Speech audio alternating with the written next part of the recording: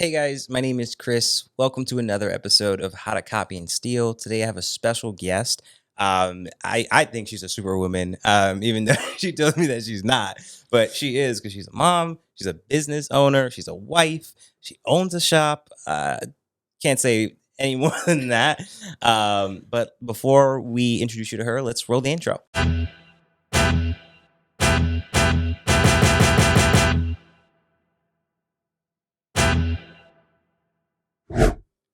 Hey guys, welcome back. I'm here with Claudia, the owner, founder of Sew Loka, located in Barrio Logan. She is a what would you call yourself in terms of title? Like, Owner, designer, and creator. okay, that's Then there's dope. other ones that they add to it. Yeah, I'm like, okay. everything under the sun. You're a mom too. Like, let's like, Yeah, yeah. that's awesome. So how did you get started? Like, and even like, yeah, let's. How did you get started sewing? So, my dad was a denim distributor. Okay. I'm originally from the San Fernando Valley, which is a little bit north from LA. Okay. And so my dad was doing denim in the 80s. And I know I all the acid wash stuff like he was doing. So he did jackets, jeans, overalls, anything denim. And so I was always around it. Was this in your family before your father too? No. So Okay. my dad was an immigrant. He came from Guadalajara, both my parents, Okay. and he was just kind of like, I don't even know why he decided to open that, but he decided to basically like open up basically a manufacturer place where people made all this stuff. So he hired everyone from like the ranch where he was from, and I was always around it. Finally, he decides to close it after like the 94 earthquake. So it was like a few years after. So I think it was like 1996 where he finally closed it down. And so he moved everything into our garage. And Okay. so he was in there and for a Were you week. guys affected by the earthquake and that's why you moved, or like what was the deal? I think there was like a lot of like financial kind of stuff where Okay. he was just kind of, Yeah. he didn't manage stuff correctly. Hmm. He just was really good at like hustling it, Hmm. but he wasn't like a manager. Yeah. And so he was just kind of like moved everything into the garage. 6 kids, so he had to find a way of like making money.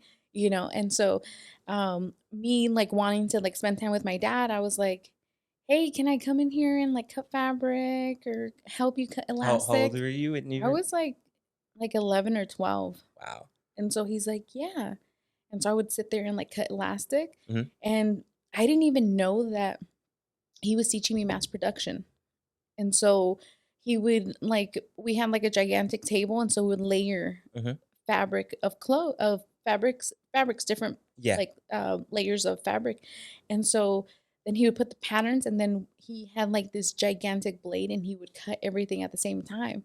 And so I was like, oh crap, this is so cool. That is And dope. I wanted to I would like love to just witness that. Like I used to work yeah, at a print shop yeah, before, and like we used to do something similar where you like stack all the papers and like how you it's like it's one of those blades that's like safety proof, so you have to like hold it with both hands and like press a foot yes, thing for the blade to chop down. yeah. I would love to witness like some sort of like industrial blade. That's like It's like for your mind, it's like very like pleasing.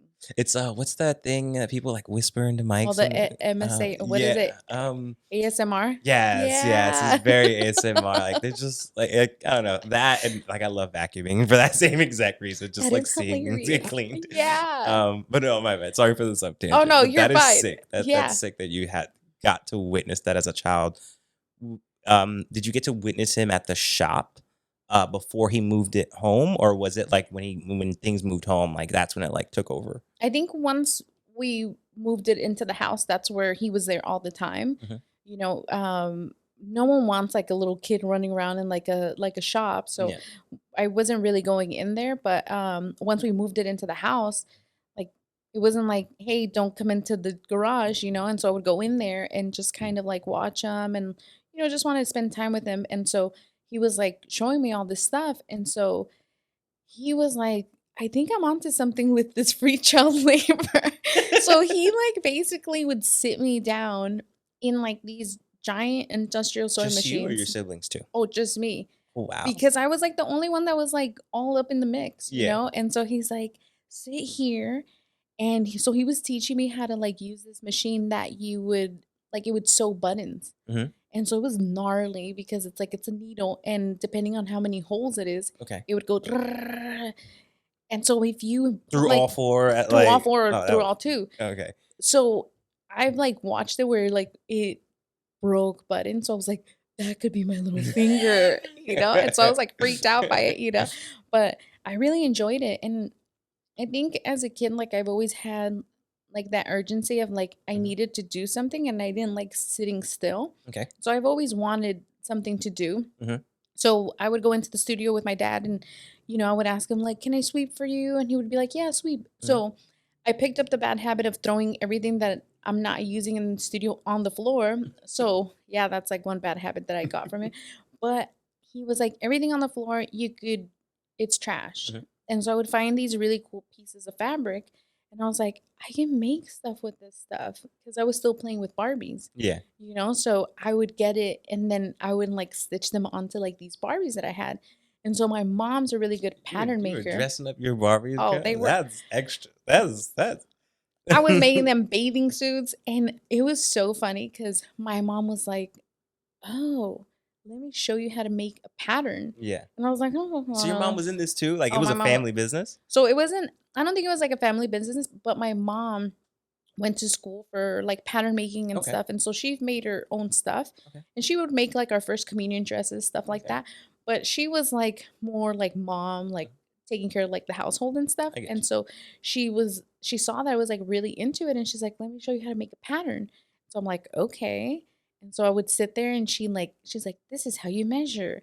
So she's showing me centimeters, and we're inches, you. you know. So I'm like, I'm so lost right now, Yeah. and so, but I was more like stitch it on to the doll directly. Mhm. You know, so I had a really good time doing that. And then I just kind of like, you know, kept with it, like was, So is you this know, something that you pursued education on? Like, how did your like after?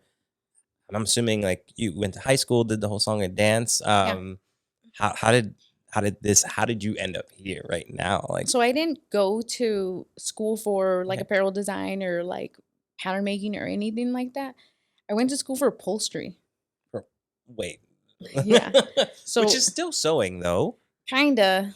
What It's that? not, Please it's tell more me staple. you You gave it staple some everything. side eye. You were just like, this shit is not what I No, signed up but for. it was. I was like, you know, because I've by that point, like, so I had just graduated high school and I was like, well, I'm not, what am I gonna do with my life? Like, all my friends are going to college, and like I was just really intimidated with like the whole process of how to go to college. Mhm. So I didn't go to college, you know. So there was a like a higher learning education, like a continuing education kind of like Mhm. school. And so I was like, I got like the little catalog for it, and I'm like, oh, upholstery, like I heard that's like sewing, Yeah. you know? So I signed up for it. My teacher was super cool, but we made like cushions for like a couch, Mhm. like the first couple of days. And I was like, if I put a handle on this shit, I got a bag, you know. So then I was like, I have a bag, I made a bag Yeah. here, you know. So I was like okay, like now what else can I do, Mhm. you know. So I was going to thrift stores and like buying like leather skirts, you know, and Mhm. like converting them into bags, you know. And so mainly like everything that was there in, you know, in like the class Mhm. was like recovering couches. So we would strip them and like Okay. recover them. There wasn't a lot of like sewing. Okay. So I was like, well, it's fine. Like I still wanted to kind of like mess Mhm. around with it, but I really, really enjoyed it.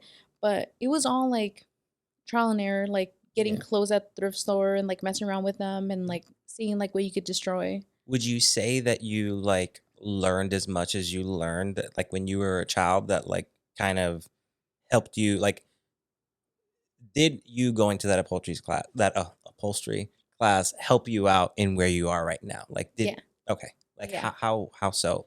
Because I felt like, you know, it was like you're taking one skill, but Mhm. really utilizing it for whatever you wanted it to be for. So Exactly. at the time, I was like, well, I don't have an apartment where I live by myself where I could recover a couch Mhm. or make a crap ton of pillows.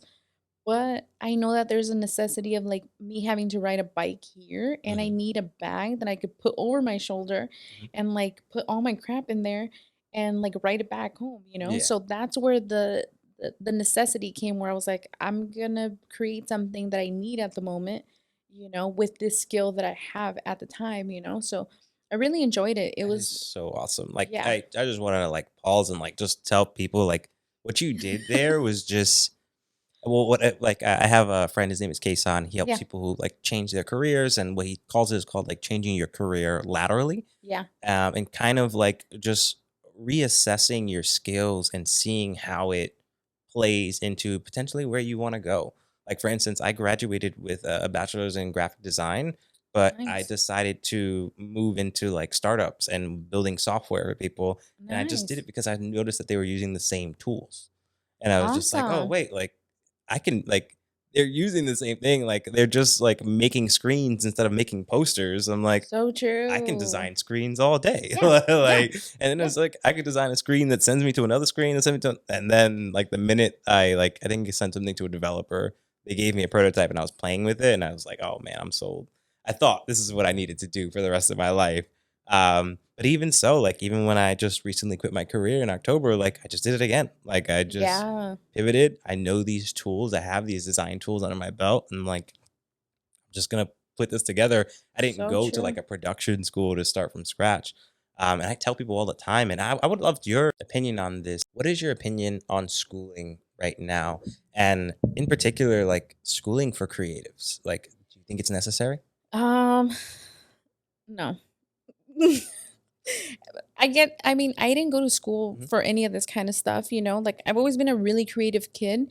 So for me, like it was like someone just gave me all these Yeah. tools, you know? Like my parents were just giving me a bunch of fabric and they were like, fuck with it, do whatever you want Yeah. with it, you know? And so what ended up happening is that like I just liked it enough to where I kept messing with it, you know? Mhm. But I also feel like, yeah, you should have like some kind of fundamentals, but as a creative, like it's I don't I see it as like I don't know, like you're putting so many restrictions. Like I learned how to sew basically like by messing around with something. I know that there's like a lot of like what do you call it? Like workshops and like classes where they basically tell you here if you decide to take in these pants, you can only do it here or here. Mhm. And for me, I was like in the punk scene, so I was like we're taking them in here, you Yeah. know? So there was no rules, you know, but it looked great, Mhm. you know? So I feel like when there's so many rules, like it doesn't allow for you to get so creative in it, you know? And so for me, like not having any of like that prior, you know, education of like you're going to fashion school and you're doing this and you're doing that. Plus it's super expensive, Mhm. you know, and I knew for sure like my mom was not going to be able to put me through school. You know, she has 6 kids. Like Yeah. there's only been one person in my family that's graduated with a degree, you know, and it was one of those things where I was like my parents always were like there's no way in hell you're going to art school, you know, when they're both immigrants, you know, and they were Yeah. like we They don't came make here. money. I don't know what are you doing. Yeah, we came here. My mom still can't like really understand Okay. like Even with the world changing around her in terms of yeah, like she can go. I'm yeah. assuming your parents are like social media or hopefully on like No. Facebook at No, least. she's not No. on that. She's like, "Don't be posting me on El Face," Yeah, you know, and I'm like, yeah. "Oh God." But she's very like, you know, even like out, you know, because it's like I've always wanted my mom's like approval of like she did it. You Yeah. know, like I raised a good adult, you know, and so I'll send her like things. I'm like, Mom, I was like on the news, or Mom, I was like on this thing, and she'll be like, That's good. Oh, we sent her But this video we're today. sending her this, okay? But it's so funny because she's, you know, she's like, okay, like I get it, you know, like that's what you do. But it wasn't. I don't think that as a child of an immigrant, she would have chose this. Mhm. Like she would tell me, she's like, you should get like an office job, and I'm like, I had an office job, That hurts my heart. you know, That and hurts my so heart. you know, my office job that I had, it was great, Yeah. you know, but like, I feel so, like, fulfilled, like, in my life, and, like, I can honestly say, like, if I died, like, I would be like, "Dude, I did what I wanted to do." Like, my soul feels, like, full, you know, like, I'm happy, Yeah. you know, and it's like and money isn't, like, everything, you Hmm. know what I mean? Like, money will come, like, that's, like it's just, like, a materialistic I thing. learned that last year. Yeah. Um, I want to touch on your office job, but Yeah. first, I just want to say I couldn't agree more. You just said that so beautifully. Yeah. Um, to me personally, I think school is only necessary if you are going and you need a certificate for something. You want to be a doctor, a Yeah. lawyer, a vet.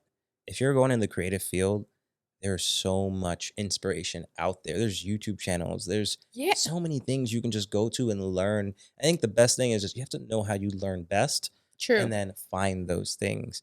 To what you were talking about in terms of Hmm. like how you went to those traditional classes, like even like when you go to like these courses or like learn how to be a designer in 30 days or you have to understand that the people that are teaching you these things, they're teaching you like the way that they work.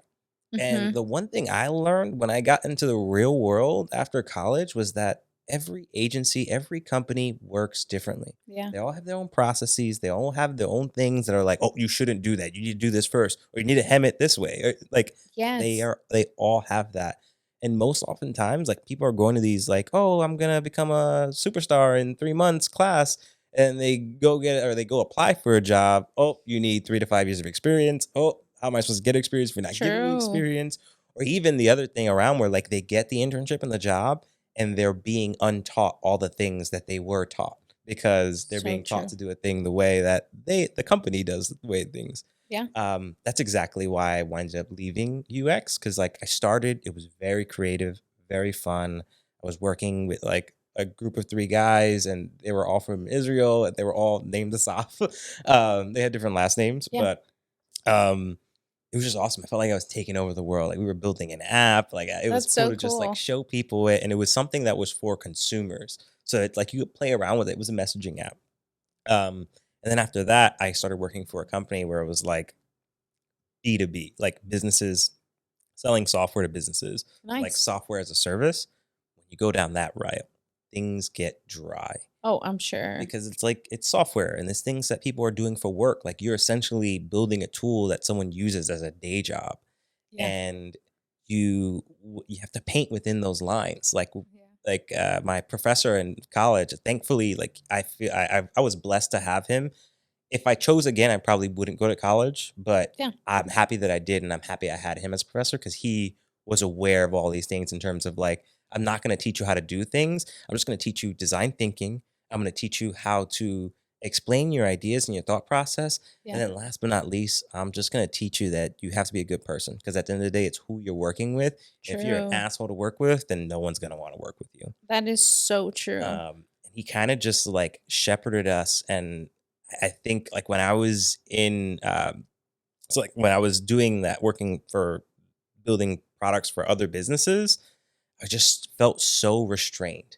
Like you couldn't reimagine things like a list picker or a thing because anything you do is going against the grain. And then Mhm.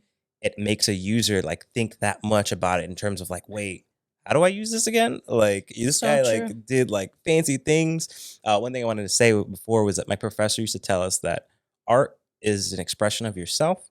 Design is an expression of your client using your artistic abilities.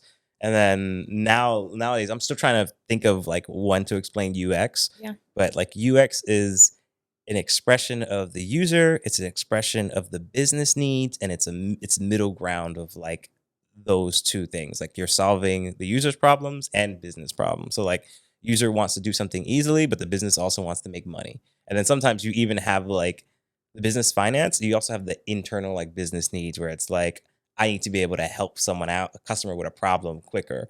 So Yeah. it's like you have to take all those needs and then come up with a solution. And oftentimes your solutions have all these requirements based on all the people requesting things. So true. Yeah. So I just felt so like it turned from something that I really loved into something that was just like very like soul eating.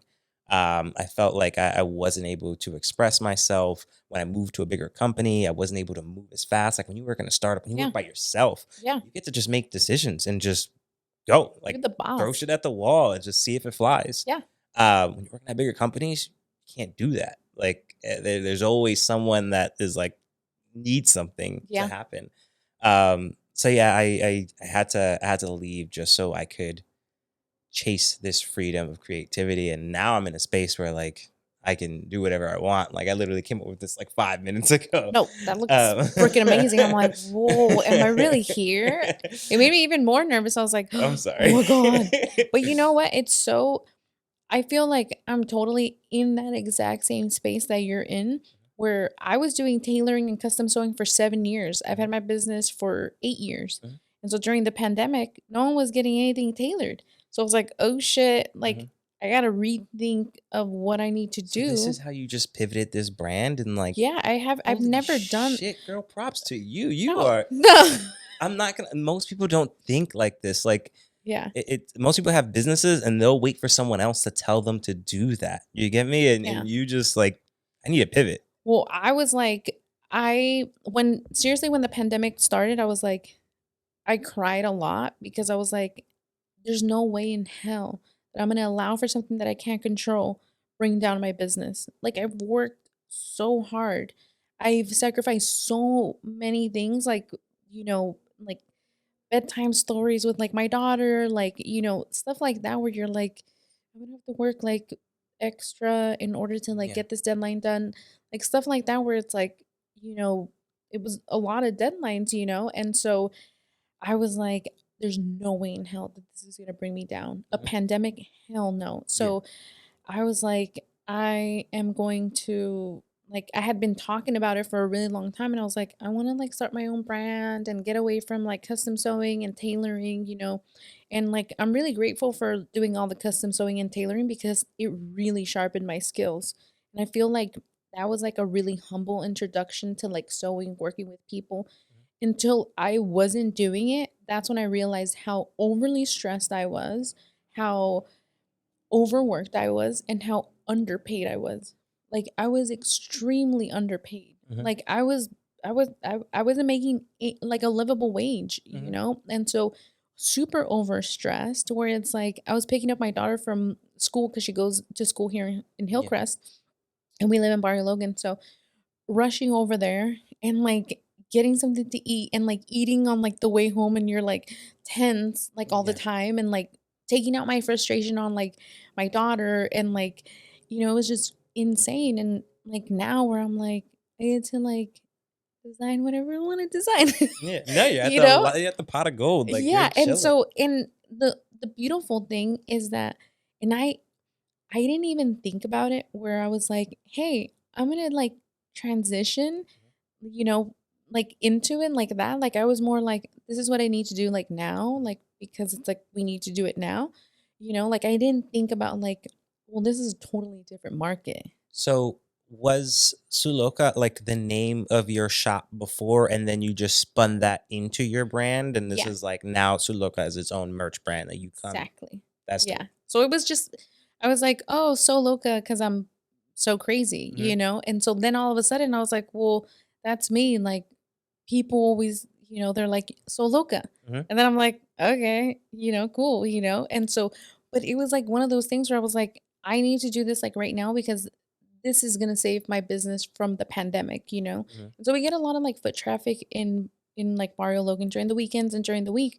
So I was like, how can I make sure that like I am also like monetizing off of the people that are coming here, Hmm. like that I'm actually having a product that people could buy. Exactly. Like being able to tour a studio is cool, but it's like what could you take home with you Yeah. that is original, that is Hmm. fun, that is So people like go there to like get something fixed, and they're like, "Oh shit, this is nice." yeah. Like, Well, now I was like, I'm not fixing anything because I got really addicted to oh, like, that's dope. The fact yeah, that you found a way to like do more of what you love, and you yeah, just like put yourself in position. You were talking about like yeah, just a second ago, like changing your relationship with money. That was my biggest thing that I did last year, and I'm still in the process of doing it. Like nice. changing my relationship with money, just the idea and having faith that like it's gonna come. And I keep telling myself, my Yeah. mom helped me come up with this. Is it a mantra? What is it, babe? Yeah. Is it a mantra or what do you call it again? Yeah. But there's another word for it. Affirmation. Affirmation. Yes. There you go. Where I tell myself like I'm open to money coming to me in new and different ways. And That's a I good one. keep saying that like I'm open to it because I'm coming from I was living a comfortable life. I'm not gonna lie. Yeah. Like I grew up similar situation to you, except my parents were second generation. Nice. Um, so I got to see my I grew up in a Section 8 household. Like I got to see my family crawl our way out of there. Like I'm one of the first ones to ever like move out of that East Coast area, New York in general. Nice. Um, but crap, I forgot where I was going with this. Um Money. Money, yes. So I came out here and I was super comfortable. Like I had a job. I graduated. I made my way into the startup field. At first, I went because I loved it, and then it just became, oh man, this is blowing up. Like everyone wants to be Yeah. a UX designer. I was like, shit, maybe I can like make that goal of like reaching six figures here. Yeah. And I winded up doing that. And like I told you, it was very like soul crushing while I was doing it. When I moved out here, like I was luckily able to come here with my job because our headquarters is in San Jose. Oh, nice. And I was just working down here remotely. And I thought that I was gonna like have all this energy to like, oh, like I'm just gonna wake up early because technically when moved out here, I still have to wake up at Barcelona time because all the designers are in Barcelona. So that's like 6 o'clock in the morning here, 5 o'clock in the afternoon for them. Um, so yeah, I thought like I'd be able to like get a healthy routine. I'm gonna get fit. I'm gonna like work on, I'm gonna do this stuff for this company, and then I'm gonna work on my business on the side. And then I just slowly realized that this doing that work depleted me of energy, and I Oh, yeah. just didn't have the energy to put into anything else. And I found myself just like smoking weed and just like having all these All great day. ideas, but not executing on Oh, shit yeah. because I just didn't have the fucking energy. Um, so yeah, I ended up quitting my job in October, and this is like the first time that I'm going. I'm just making money. Like I moved out of gas lamp Yeah. so that I don't have one of these like bougie buildings where the rent is like different every fucking month, and Yeah. now my rent is like a solid number that I can reach. But it's fucking terrifying. I'm not gonna lie. Like I'm just getting into we're getting into like doing the research of like how to keep track of our funds, how to like make sure that come tax season like we're gonna be okay. Long story short, I winded Yeah. up quitting that job. I tried to pivot. I was on UX, tried to go move to marketing.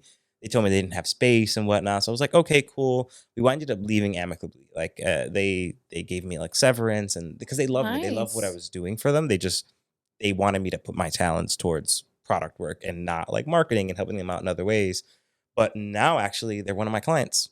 So I'm Dude, actually that's doing contract work with them. awesome. So like it's pretty dope. Like I'm hosting their Monday morning meetings, and like these are all things that I've like planted seeds for, and I said like I'm gonna do this, and I just put yourself in position and just like keep charting forward.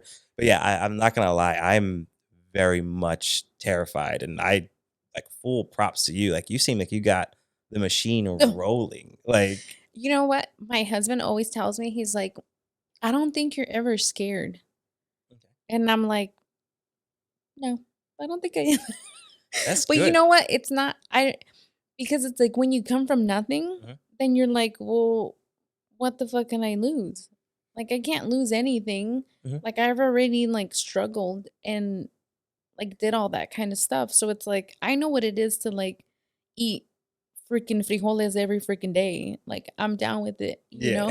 It's like doing like those little like adjustments to be like, well, we're gonna kind of like struggle a little bit to Mhm, get where we need to be, mhm, you know? And so for me, like it was like I could totally do this. It's not like, but I never really sat with it in my head where it's like I let it marinate so much where it scared me. mm, Like I was just like, I know I could do it. And like I'm a firm believer of like the mind is like a super powerful tool. mhm, And like whatever you want to believe, it will happen. And mhm, like, obviously you put in the work and stuff, but I've always been like, this is what I'm doing and mhm. this is what I'm gonna do, you know? And so like I've always been like super motivated like that, you know? And Yeah. my mantra is I'm a money magnet.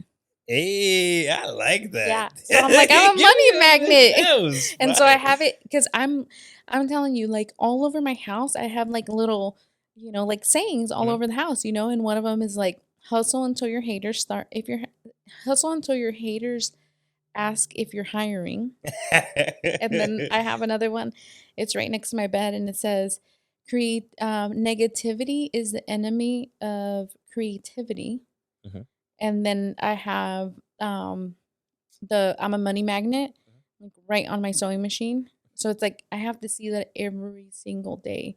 and like believe it, Mhm. where it's like it's gonna come, like, and like I always play chicken with like the universe, and I would be like, I need $500, and then all of a sudden it's like I open a book and I'm like, oh shit, there's $500 in here, and then I'm like, okay, this is creepy, but it's like I do believe in that kind of stuff where it's like all your intentions and like your positive thinking and like like where you need to be always aligns itself really well, Yep. and it's like I worked really hard to do like a lot of this stuff, but I also feel like it was you know it was a lot of hard work, Yeah. but it's like I also feel like there was a lot of like good intention and like all I that think kind of everything is stuff. around good intentions. Like, Yeah.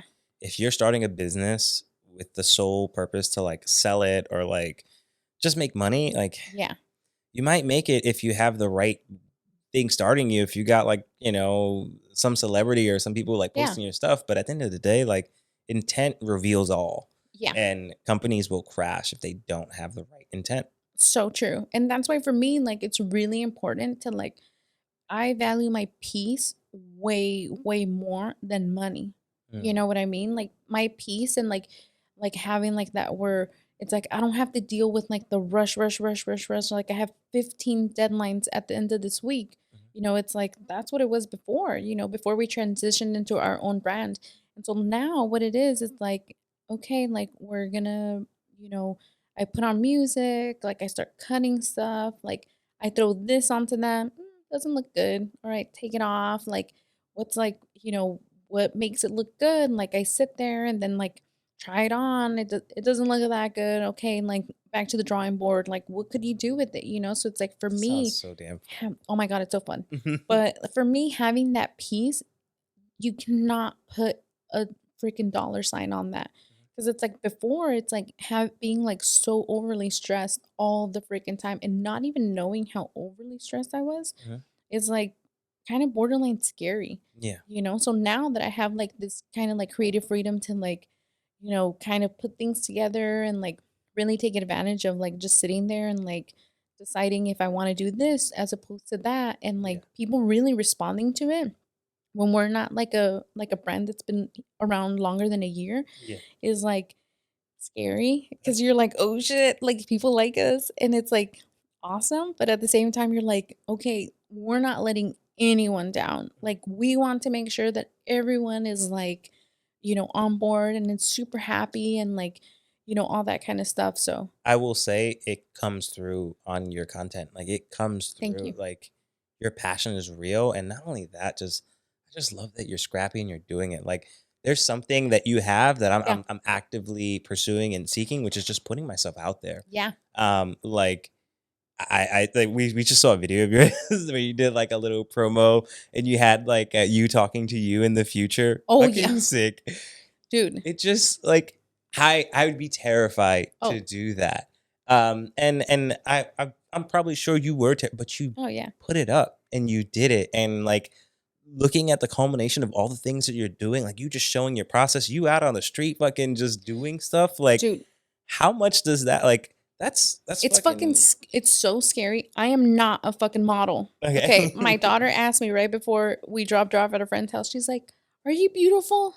And I'm like, "I'm fucking talented." And so she's like, "You didn't answer my question." But I was like, for me, like, yeah, I guess so, a little bit, but it's like my thing is like I want to be talented. Like I want to be known for like my talents as opposed to like, oh, she's good looking, whatever. But I'm not an Instagram model. I'm not a model at Mhm. all. Like I'm really good with this damn sewing machine, Yeah. and I'm good at that kind of stuff. And it's a rare skill, right? Mhm. And so it's like it's scary to like hear yourself, to like see yourself, all that kind of stuff, because you're your biggest critic. But at the same time, it's like, I want to create this brand.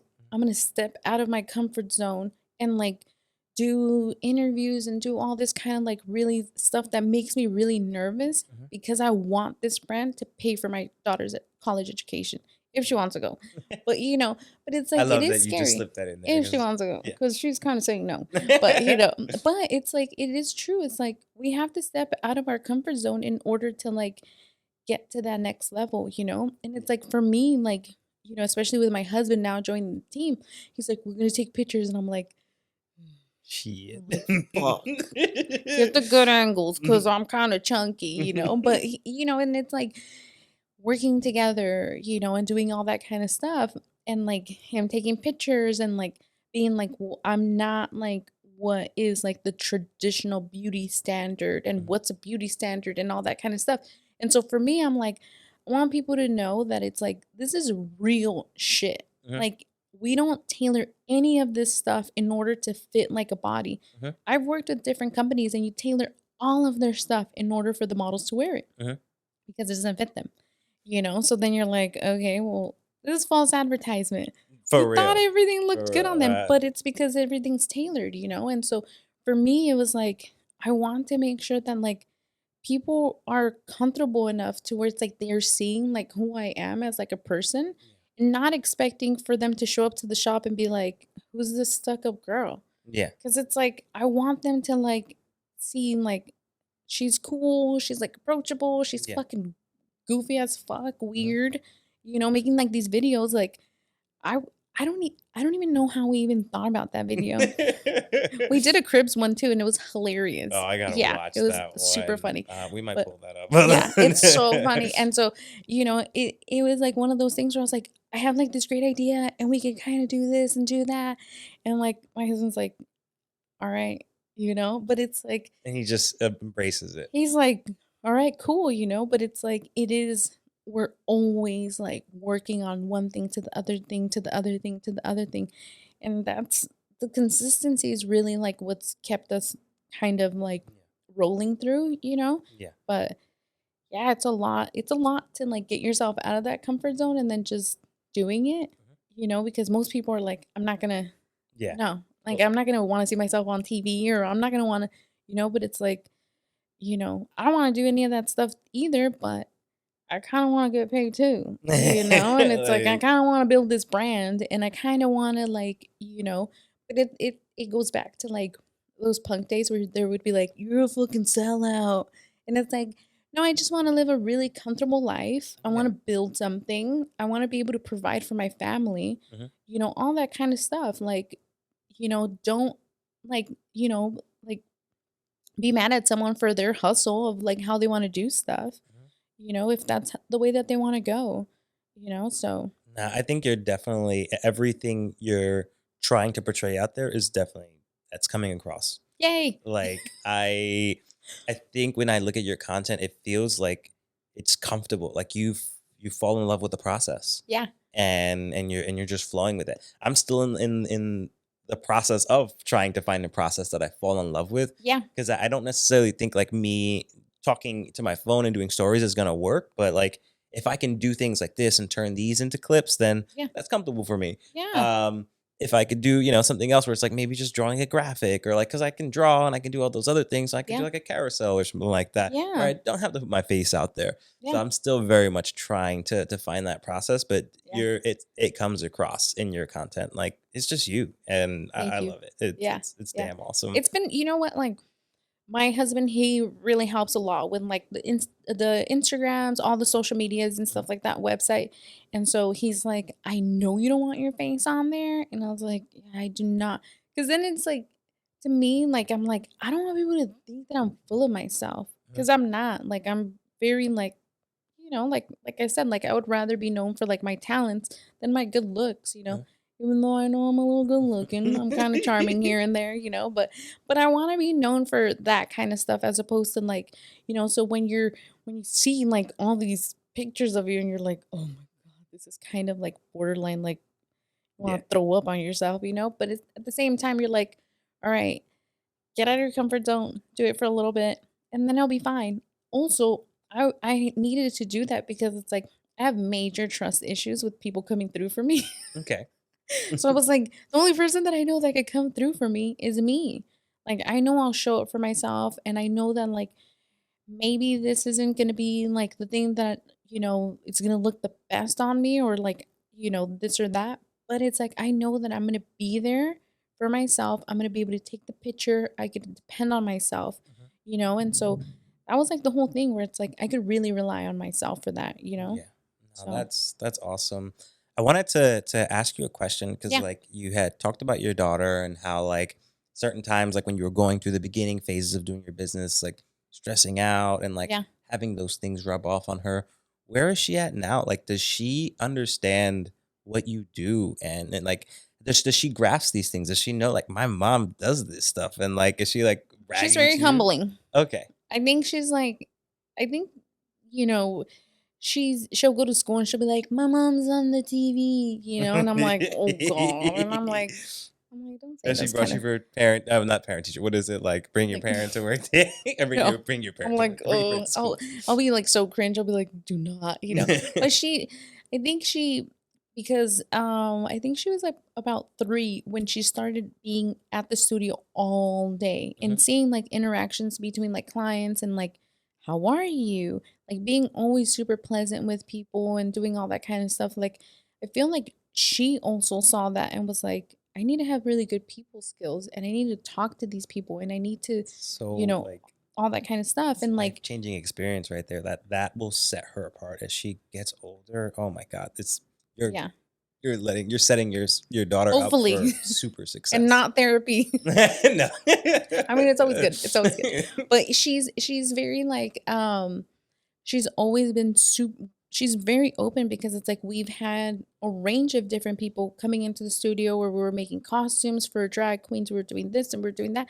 And so she's always had all these questions and she would be like, "Why does this boy wear girl clothes?" And I'm Yeah. like, "He's a performer, he's a drag queen, this and that." And so she's like, "Oh." So she had always all these questions, but she's always been like very like she would watch it. She knew the boundaries of the shop. Hey, when we're in the shop, if I'm talking to a customer, please don't interrupt me, unless it's an emergency and there's like a Yeah. fire in the bathroom, talk to me. But she was very like, she had her whole setup in one place, and she knew how to entertain herself. She's an only child, Yeah. and so she So knew, I am yeah, an only child, so yeah. I So yeah. she's always been like alone, and so she knew how to entertain herself and she knew like she has better like like talking skills with adults than she does with kids. Wow. So she could have a full conversation with an adult. Yeah. But with kids, like we never had friends that had kids. So we were like, "Yeah, you're gonna come and hang out at this brewery with all those adults." And she's like, "Okay." And so she would have like these full conversations with people, because she saw it like growing up, and so she's like, "My mom." So she does She the whole sounds thing. adorable, by the Oh, way. she's she's Sounds like a she's super character cute. that you yeah. But she's like, every year, every teacher, she's like, "My mom sews. This is her website, Mhm. and you can check her out." And so I'm like, "Oh God." I'm like, because it's like I'm very like, like cannabis friendly Mhm. and stuff like that. So then I'm like, "Oh God, like what's on there?" But it's always like really good. And Yeah. so and the teacher's always like, "Hey, I need something hemmed and this and that." And at the time I was like, "Yeah, I can help you with that." Yeah. But it's she's I think now she kind of like realizes like, "Oh crap, like my mom." And so it's really cute then like she's like, "I want like your design on this shirt." And I'm like, "Okay." So I'm Shit. like, I'm cool enough That's dope. for her to want to wear And it. and times are like changing, so Yeah. she's witnessing this like she's very much like, Gen Z like in the Yeah. social media bubble like she sees you doing this and starting from scratch and Yeah. going one follower at a time and having her witness this is going to just she's going to be set up for success. Like Oh, she's yeah. going to have these things in her mind and she may not know it, she may not connect the dots now, but it's Yeah. going to it's Well, going to pay she's off like, "How well. many followers do you have?" I'm like, "Oh my God." I'm like, "Are we really flexing right now?" And she's like, "I only have this many," because she's like on TikTok. Yeah. And so I'm like, "Oh God." And so Are you people on tell TikTok me, by any chance? Bro, "No, you should get on I TikTok. It's so know. I mean, I I tried know." it for a little bit, but at the rate that you're posting and the types of content you're posting and just your Yeah. personality, girl, Yeah. it's organic reach is there. And like don't I mean, you can do special things for TikTok, but just find ways to take what Yeah. you got and put Someone it on told me that too. TikTok. They're like, "You need to be on TikTok." And I'm like, "Fuck, like I really need my face all over the place," because Yeah, I'm really self-conscious about that kind of stuff where it's like I don't want people to think I'm full of myself. Like I'm just I trying get to, you. like I I love feel showing that people the same way. process. Like I love getting people addicted to sewing. Mhm. Like I want for people to be like, "I could sew anything." And I'm like, "Yes, you can." I have no college education. Like, Yeah. I'm a high school, like, barely fucking graduated high Yeah. school. Like, I basically create, like, outfits and do all that kind of stuff from start to finish. Like, you could do it too. Anyone could do it, you know? Yeah. But we do the cool thing that in the studio that we have is we have internship programs. Oh shit. Yeah, so we're working with an organization, um, Restorative Justice. And Mhm. so kids that have been in the juvenile system that basically like we don't want for whatever kind of marking in their record for Mhm. it to actually go onto their record. So they are going to be coming into the studio and like doing an internship, and when they're done, like whatever kind of marking they were going to have on their record is going to be eliminated. That's awesome. Yeah. That And is so I was awesome. like, that is like the coolest thing. Would you like? Is there any way like you could almost give them some sort of like some so? I keep saying Sew Loka because Yeah. I didn't know you're Spanish and Yeah. just I think like it's a play on words. It's Sew Yeah. Loka, but it's also like you crazy like Yeah. yeah. Yeah. So but I think it would be dope if like you could find a way to give them some sort of like certificate or some sort of like Yeah. I did this and now I can go get a job if this happened to like I have something that proves that I had experience with this. Yeah. On tops of internships, do you by any chance do like classes or meetups or something? I would Yeah. love to just like for a day, like just Yeah. if you have like a little like meetup and we just like come out with like a garment that I make, that'd be pretty Yeah. sick. So we are bringing back like the sewing experience. Okay. So where you basically come in and for an hour and a half we sew together. It's a private. So it's like Okay. you're really like able to like like express yourself and like have all the stupid questions people think are stupid, Yeah. but it's like really like a hands-on like sewing experience where you're making something from start to finish within Mhm. that time. And we're really like honest with you where it's like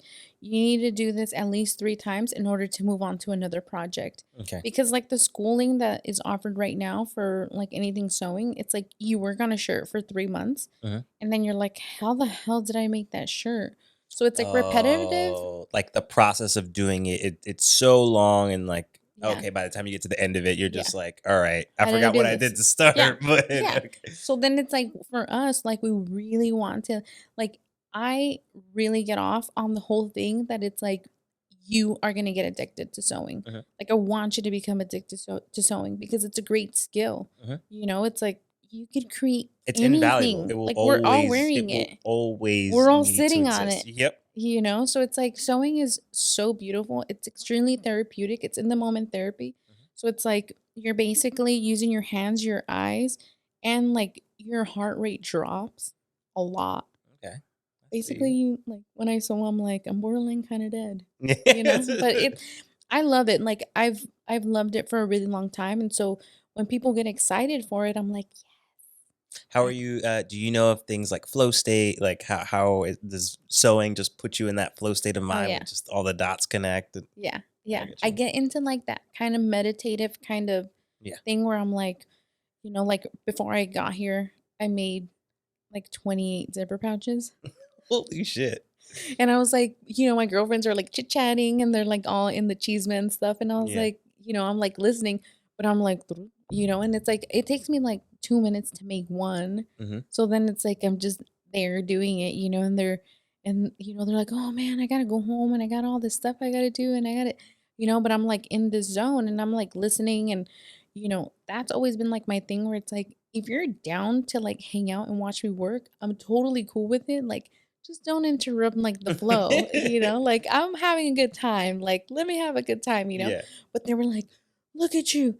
We have to go home and make all this stuff and you already finished all your stuff. And I was like, well, it looks like you guys are procrastinating because you guys are all stuck on the gossip here, Talking but about cheating shit. but yeah. But you gotta come and check out the studio because it's like I said, it's like a third of it is basically like retail, Mhm. and then the rest is like our whole workstation. So we have a gigantic table, and so on the table like there's like it feels like a million projects going on at once. Yeah.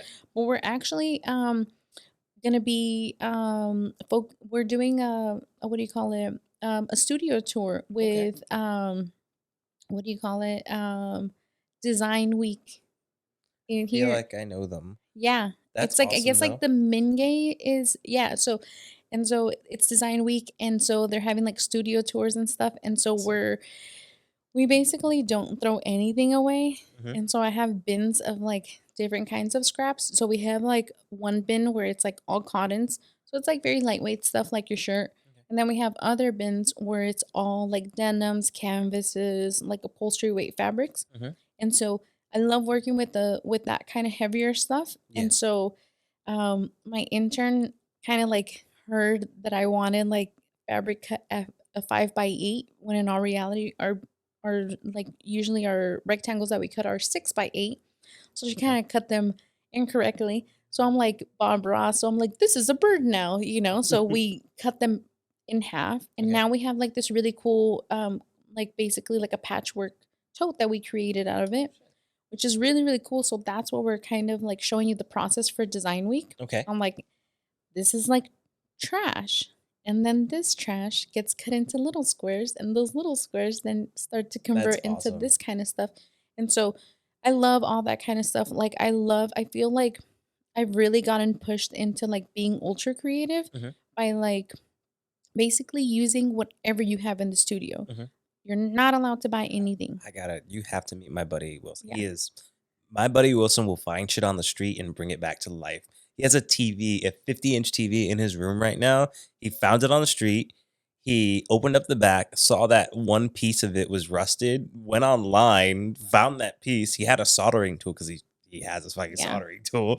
You would. And he just fucking like literally without any experience, like he knew like you gotta touch something metal before you touch that because if you shock it, it goes bad. But he just re-put that piece and everything worked fine. Like Whoa. he's very much on your wave of like there is no such thing as waste. Yeah. And that's a beautiful way of thinking. Like that Yeah. is creativity, copy and steal to the max. Well, for me, like it was like there was a few things where I was like, hell no, I do not want to start a clothing brand, and this is why. One of them, sizing, Okay. right? And I was like, Oh sizing yeah, is we were so talking about that earlier in yeah, terms of like how 2D comes into 3D. So please tell me exactly. yes. So sizing is very like I feel like now we've gotten super lazy, right? Where Mhm. it's like a size medium is supposed to fit like a bunch of different body types. Okay. That's impossible, you Mhm. know? So then it's like, then you have like that kind of idea where you're like, well, I'm not a medium, I'm more of a large, but I'm not really a large because look at how long it is, Mhm. you know? So then people are like, well, if I lost weight, everything would look better on me. And it's like, no, the fashion industry's jacked up and they want you to feel bad about yourself because you're going to buy more crap. Damn it, Yeah. bro. Fuck you, You don't need to lose Uniqlo. anything, you know? And so for me, like it was like, well, everything that I make is like I need to be able to wear it and wear it comfortably. So Mhm. it's like I like stuff that fits a little bit looser because guess what? Most of the time I'm like, we might need to change this tire here, you know? So it's like I need to be wearing comfortable stuff Mhm. because it's like I base like my whole whatever you call this style or whatever off of comfort. Yeah. And then I kind of gotta look a little presentable, you know? But Yeah. it's like I base it more off of comfort because it's like I'm in the studio constantly working, constantly picking up things, constantly doing all that. So I need it to be really comfortable. So it's like I want that kind of same stuff Mhm. for people to like feel, you Okay. know, with our stuff. And so for me, like I was like, if it's a little bit like oversized, that's the look that I like because I'm all into like the grunge and Yeah. all that kind of look, you know. Hence the I grew up during like, you know, we were in the punk scene, you know, we had all the fun clothes, you know. And so I've always liked that kind of stuff. The other one was I didn't want to start a clothing brand because the fashion industry is the number two pollutant. So we create a shit ton of waste, like Understandable. a lot. And so for me, I was like, well, like I wrote like a paper like in school, like this was a long time ago, Yeah. and it was about global warming. And I was like, and this was a long time ago, and it was more than like 15 years ago. And so now I'm thinking back and I'm like, whoa, we're so fucked, you know? Yeah. But it's like, if you really think about it, I was like, here's something that I love that is like really gonna hurt Mhm. like all of us in the long run. So it's like for me, I was like, I don't want to create more waste. And Mhm. like, you know, I'm Mexican, like we recycled all of our Tupperwares, you Yeah. know, like all of them, you know. It's like our cookie tins were like Uh-huh. sewing kits, you Hell know. yeah. So then it's like how like one thing that you love is gonna hurt the other thing that you love, you know. So that's where I decided I was like, if I'm gonna do something, it needs to be super sustainable. Like it needs to be like this is vintage fabric that we've hoarded forever and Mhm. now we're converting it into this, Okay. and taking it and then really finding like all the use for it. And then I'm telling you, like even those little pieces that we don't use, then we sort it through our bins of like fabrics and then those get turned into something else. Yeah. So it's like everything gets used up. And if we don't use it, we contact students that could use it. That's awesome. Because I think that that's like really important. That's And we awesome. just don't want to like keep making more waste and keep making more waste, And I especially with love how you clothes. took the initiative because, like, at first that fear was like, "Oh, I don't want to start this because I don't want to be pollutant." But then you were just like, "Wait, the future's in my hands. Like, I can be the one to start this trend or even take part in this trend of like Exactly. making a responsible clothing company." Exactly. That's And so awesome. that was like one of the things where I was like, dude, like I really wanted to make sure that like we're not like one of the kind of brands that's jumping on like the recycling trend. It's like we're not like we've been recycling stuff Mhm. forever. Yeah. Because keep in mind, like my parents had 6 kids. Yeah. Like we couldn't afford fabric. We couldn't afford any of that kind of stuff. Mom was taking me to like a thrift store. Mhm. I was buying like men's slacks and converting them into skirts. And I was like, I had like the coolest outfits in school because it's like I was making them, Yeah. And so, and then I was turning the legs into like a handbag and all that kind of stuff. That's So so sick. for me, like it was like, well, my parents can't afford like a yard of fabric because it's $10, Yeah. and it's expensive and it takes so much Mhm. for you to like make this 1 yard, Yeah. so it became like one of those things where I was like, I could use whatever I have here and then I use my design skills in order to make it look good, Yeah. you know, or whatever design skills I think I have. You I got just design I skills, just girl. look at something and I'm like, Everything is subjective. that is really that looks really cool. And I usually do like like what's opposite of these? And then I'm like that one. And so then I use that one. But it's all like one of those things where it's like I really wanted to make sure that all the fabrics that we're using because we get a lot of fabric donations, Mhm. a lot of like little old ladies that they're like, I'm not gonna sew anymore. Do you want these? And I was like, yes, I love you forever, And so we always get that kind of donation. So recently we got I think it was like 4 huge boxes Mhm. of furniture swatches. So all these like fabrics Okay, yes. in swatches. And I was like, oh my God, this is like a gold mine. And so Yeah. like I'm outside and I'm like, oh my God, I think I'm gonna have like a panic attack. This is so good. And so I'm like sorting through them and stuff and like organizing them, what I'm gonna keep, what I'm not gonna keep. Cause I know like a few people that also sew. So I'm like, spread the wealth, Mhm. like I'm not gonna use all of this kind of stuff. Someone else could use it. Yep. And so we got some amazing stuff. I mean, we've been using them and it's been such a fun time to like basically get creative with that kind of stuff. Yeah. Because you usually like, how would you end up getting that stuff anyways? Eh, in trash. Like, literally Exactly. someone throwing out Yeah. a book And I that a am company gave 'em. totally willing to dumpster dive for that kind of stuff. Mhm. And most of these companies that are like creating furniture are throwing out all this stuff anyway. So then you're like, why? Do you have, like, a bunch of spots that you, like, frequent in terms of, like, Not companies yet. that you know that, like, But trash it out? I'm thinking about it because I'm like, Bro, I'm you can willing make, to like, a content series on that, girl, and, like, exactly. just have your husband just be like, "What we found today, I'm about to turn this trash into gold." Right? Um And also like the status symbol, right? Like, for me, like I've always like looked, growing up, I would look at Vogue magazines and I would be like, oh my God, like I knew I was like, I'm never like as a kid, I was like, $5,000 for a handbag? Like, I Jeez. can't like afford that. Like, Yeah. and I started getting older, I was like, even if I could afford that, like, what's original about that? Like, Mm. there's nothing original about that bag. It's all it is like a social status. And Yeah. at that point, it's like you probably have no money in that like $5,000 bag. Yeah. And so for me, I'm like, there's no way.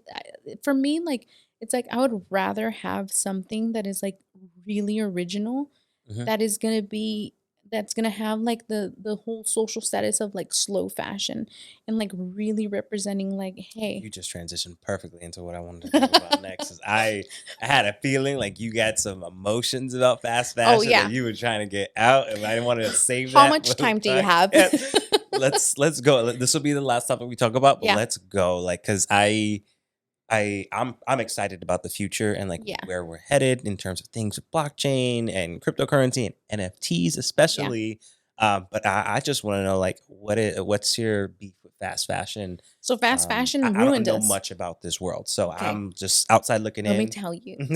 Fast fashion ruined the basically the, us creatives, and I guess I don't know, it's kind of weird because it's like I'm a designer and a creator. Mhm. So it's like those are even more rare because it's like usually a designer is the one that's telling you like put these two together and then someone else basically sews it together. Okay. So it's like the way that they teach it in school is like you're a designer, you just sketch it out. Then you go into like a production line, someone's gonna make you a pattern, then production line this, and then someone else creates it. That's I'm funny. That's putting funny. I everything relate to together. that. Yeah.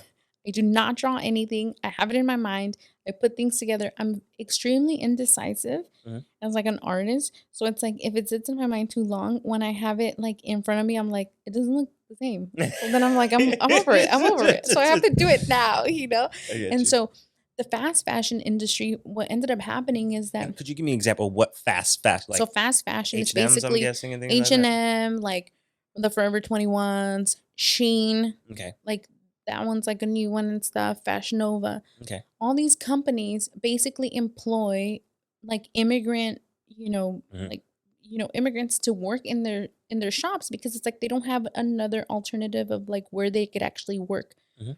They're not livable wages. Usually like they're sourced somewhere else like Bangladesh. Mhm. And so the women that work for these factories are getting paid like $10 a month, okay, for you to wear a shirt that says feminist, Mhm. and you're wearing this shirt or whatever. And so then it's like what it creates is like a lot of waste, right? Mhm. So basically before there was seasons Mhm. in clothes. Now there's about I think there was like every 2 weeks there's a new thing in the store. So Forever Mhm. 21 every 2 weeks they change out like their God damn. design thing or whatever.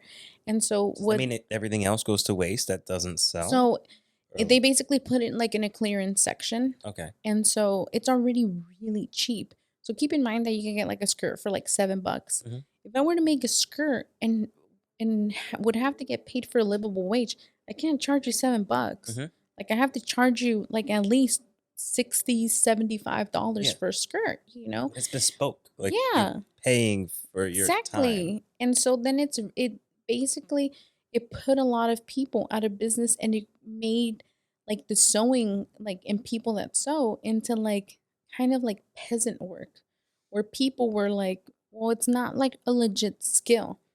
Like I could go through my phone right now and like tell you like I know an electrician, I know like a plumber, Mhm. like I know a contractor. Like I could give you like a bunch of like information for those. Mhm. I couldn't give you like information for someone that sews and sews really well for me to recommend you to them. So that in itself is such a rare skill. Yeah. But like the fast fashion industry ruined that for us because it's like you're buying everything at so Mhm. at like such a cheap price, Yeah. you could buy a shirt at Ross for $5. Yeah. Like how are you gonna compare it to someone making that shirt? Mhm. You know?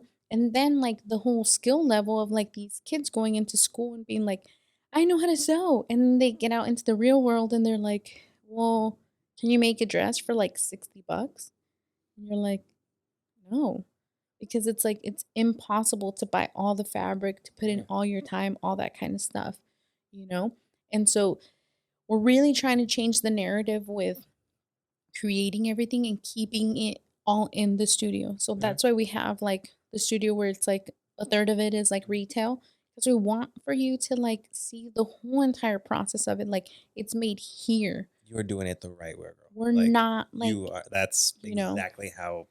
Yes. well, for like a business model, everyone's like, that's crazy. You do everything. And I'm like, you know what? Like for me, like it's very enjoyable for me to do it and to Mhm. like have a connection with my product and to be like, I'm gonna go send it somewhere else and like, like there might not be able to do it the way that I want Yeah. to, and it might take this long when it's like I've been doing this I was 8 years old. I'm pretty darn fast, Yeah. like I can get it done, and it's like, and I like it, and it's like, and I want people to like feel that when they wear all this stuff, Yeah. and have like this connection to clothes as opposed to like you look at it and you're like, I could just toss this out and wait for next season. Like we Yeah. want for you to be like, I love this so much that it's going to transcend Mhm. years and years and years, you know? And that's like the beautiful thing about like recycling, upcycling, Mhm. all that kind of stuff, like repurposing, reworking, because we rework a lot of the stuff in the studio too. Yeah. So we want to make sure that people are, that they could see like, hey, if you do this to like your pants, Mhm. it totally gives them a different look. Like these are possibilities that you could do to your clothes. Yeah. It's not just like I invented like this wheel. Yeah. It's been around for a long time. It's just we've never had that connection with clothes, Mhm. like with your friend that he like saw something and he's like, I see potential in this. Mhm. I could fix it. We've never saw potential in our clothes of how better it could be. Wow. I've never even thought about like that's such I feel like you're onto a trend there, especially with like the idea of getting people to tamper and play with their own clothes. Yes. That's you're onto Mhm. something there. And people should be getting their stuff tailored. Yeah. If you want to look really well, Mhm. you should be getting your stuff tailored. But again, like when I was telling people, like, you should get your stuff tailored, I was a tailor. Mhm. So it's like, it's kind of like, Yeah. it's like, I'm here to make some money off of you, kind of Yeah. like schemy kind of thing. Yeah. But it's like, it's true. Like, anyone could look amazing. A tailor is meant to like basically make you look really good in the clothes that you have now. Mhm. The gym is for like health reasons. Yeah. Tailors are for like making you look like really sharp, God but damn, it's like, that belongs on a shirt. Just saying. yeah, it does. But it's like my shirt says, yes, I sew, but no, I won't hem your pants. So I've gotten a lot of requests. But Yeah. it's like, it's so true. Like having that connection with your clothes and like really finding like where your clothes comes from. And like, Mhm. I was like looking at a couple of brands and they were like, all of our employees make a livable wage. And Yeah. it's like, okay, like what is a livable wage? Yeah. Like what kind of conditions are these? Because I've done piecework. When my business had first started, I was like, okay, I'm leaking a shit ton of money right now. Mhm. I need to make some money to kind of supplement that. So I was sewing for companies, and like I said, I'm pretty fast, Yeah. and so I was doing piecework for different companies. And I remember I got hired for this company, and I was like the best one, Mhm. is what she said. And she's like, "You're really good at sewing like these patches on like super quick, and they're perfect, and this and that." And I was like, "Okay." She's like, "You can make from $12 to $18 an hour." And I was like, "Wow, that's great." Mhm. There was never any like time that I actually passed $14 an hour because there was it's like, how do you do that? Like when And you're you're just servicing yourself for being good at what you do, which fucking exactly. sucks. Like, And then you're like, wait, like I have such a unique skill. You just told me that you've never worked with anyone that could sew this fast, mhm. but then you underpay me for like knowing that like how much value I'm bringing to your business Mhm. on how fast I am, and so all that kind of stuff where it's like piecework is basically like you're creating like you're sewing one piece at a Mhm. time. Yeah. And so every time you complete that piece, you get like a little marking on like a timesheet or you get a stamp. And so depending on those stamps that you get is how much you get paid that day. Yeah. So I was doing a lot of that kind of stuff Sounds because, stressful as fuck. oh yeah. And so you're not making any money. And so, and then I'm like, I have like this such a unique skill, but it's like, what am I getting paid? And so Mhm. it's kind of, I'm glad that we're finally like really into like where our clothes comes from, or Mhm. like even if like you're buying like something, and it's like men are usually really good with like they keep their clothes like forever until like it deteriorates. Then you're like, Until like I see my inner thigh on my jeans, I'm then not you're doing like, these I shits. think I think we're done. I this is a sign.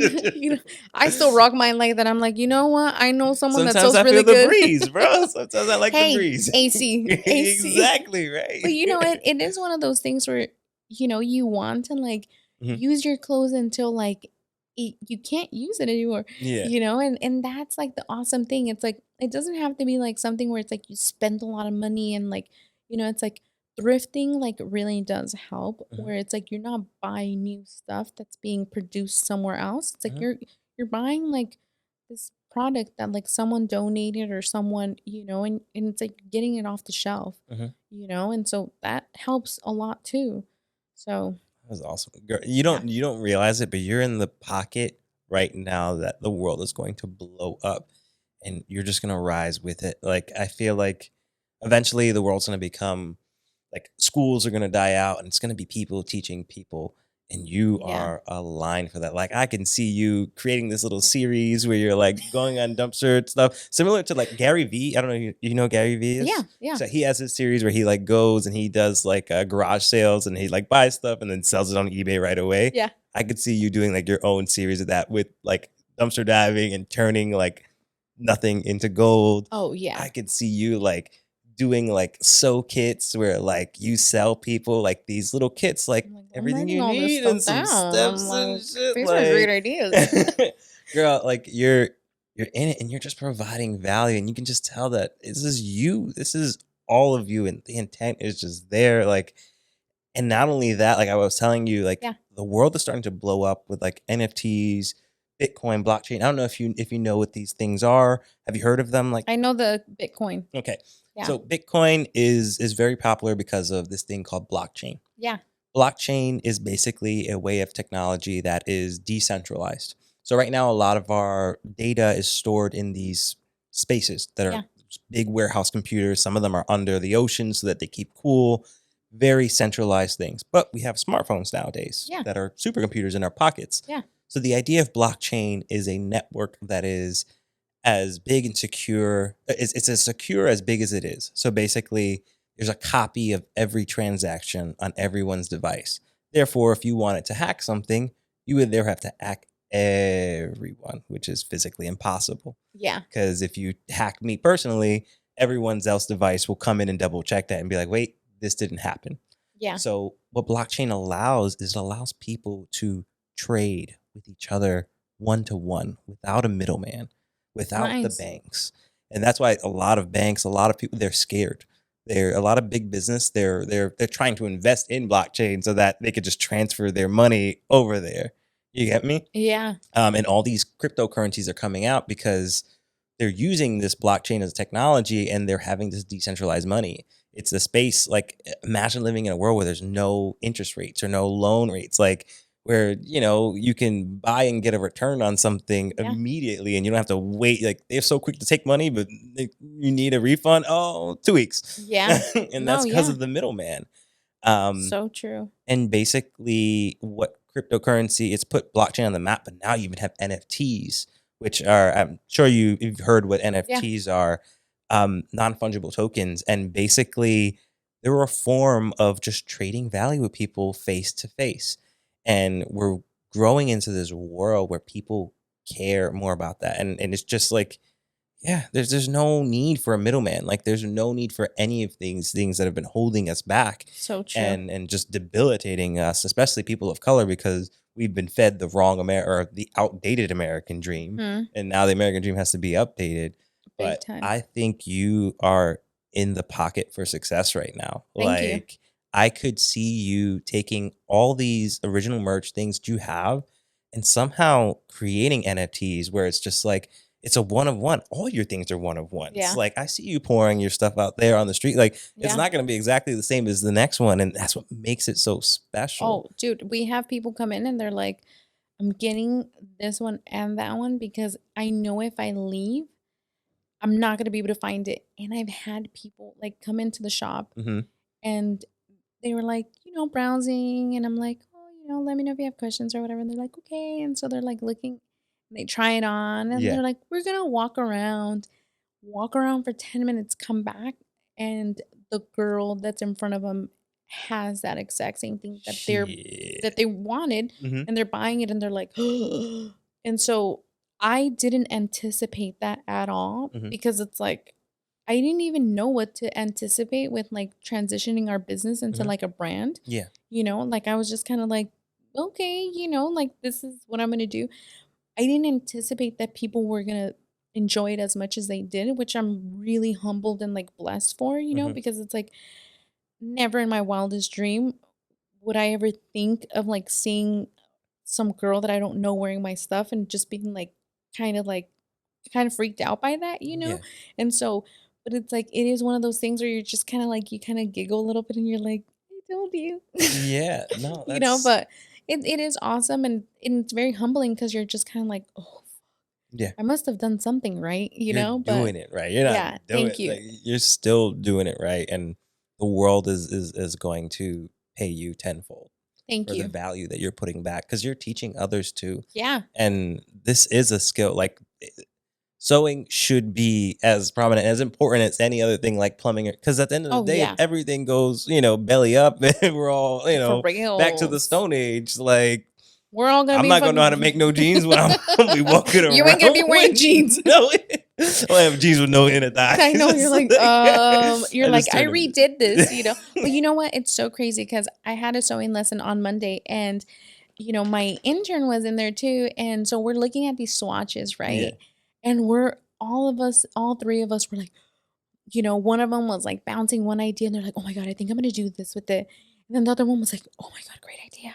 And then they're like, oh my God, that's such a great idea. And so the other one's like, what if you do this? And it's just like, oh my God. And so we're all like, this energy in the room is like so insane because Mhm. everyone has like these juices of like And creativity there's no bounds. and Like, there's like, and you're just sharing it. You're mhm, like, share it. Like, you could have it. Like, you could use that design model that I'm going to use. mhm, And like, I know mine's going to be totally different than yours because look, we all have different fabric mhm, and we could all be great, mhm. And so it just felt so good to like be around that and to like have this juice coming from this person and that one and just like having like this whole like little energy and Yeah. like we all left and we like started texting each other like, "Oh my God, It's I don't know what the hell intoxicating. that was, but like that was amazing." And like all you want to do is like make Mhm. stuff. And it's like and I feel like that's really important. Like people want to like feel like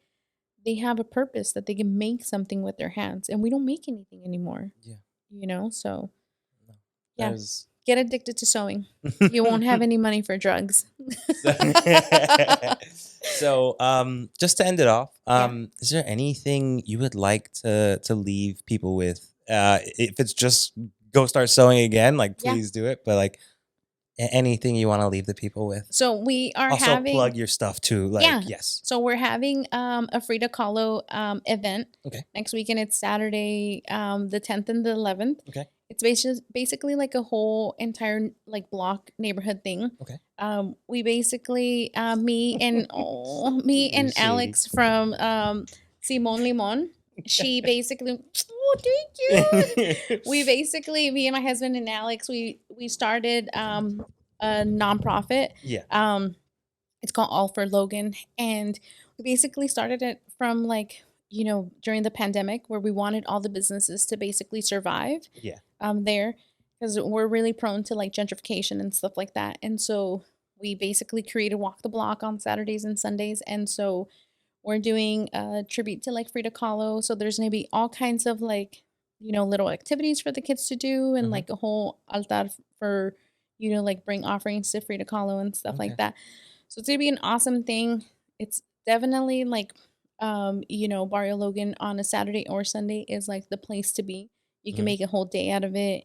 Yeah. It's a lot of fun. I And literally so only been there once. I just oh you have rode to my go again. bike. I was taking pictures of everything because Oh yeah. graffiti is everywhere, and I was Yeah. like, "This is dope." Art is everywhere. There it's so inspirational. Like I remember when I moved there, I was like, what? Everyone has stuff they're doing, like, and we're doing it, like, everyone's doing it, like, on, they're like, I have this deadline. What are you working on? And you're like, oh my God, we all have like this really cool thing. So it's so amazing to like see everyone like hustling their thing. Yeah. And it's a predominantly like people of color community.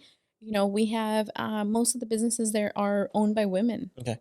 So That's it's awesome. awesome. Yeah, it's such a amazing vibe to kind of like go out and like shop and just kind of like get some inspiration. Mhm. Yeah, it's a Dope. place to be. Dope stuff. Yeah. Anything else for people maybe sitting in a tough spot, don't know what to do with themselves, and just like if someone wanted to start sewing, hmm do you have any resources for them? Always DM us. Okay. We're on Instagram. Send us a message. Okay. We always have a bunch of fabric, free fabric. We Yeah. don't charge for any of our fabric, so we get fabric donations all the time. We have any kind of like sewing tool that you need. We always have like one extra or two. We're always willing to let you have it for free. Okay. And so any kind of like sewing related like questions or any of that kind of stuff, we're always here to help.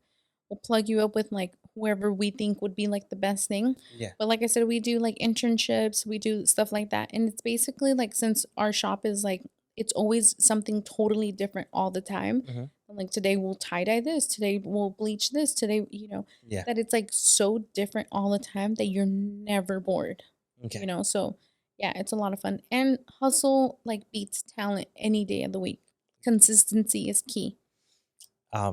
Trying to get on that. And with that said, thank you guys for joining me on Yeah. this episode. I look forward to having you on again Yeah. to see when you're like hitting it big, Oh, and I God. can be like, you see all those things, all those seeds you planted on this Yeah. episode. We Yeah. can just talk about all the things that come to fruition. Yeah. But no, it was a pleasure having you on, Thank you. Claudia. Thank you. Please go check out all her stuff. Check out her spot. I'm gonna go check out her spot Yeah. soon. But yeah, thank you so much for joining Thank you. us. Thank you. And with that, bye everybody. Thank you. Oh, I got so nerve-wracking. Look at you. You were such a good girl.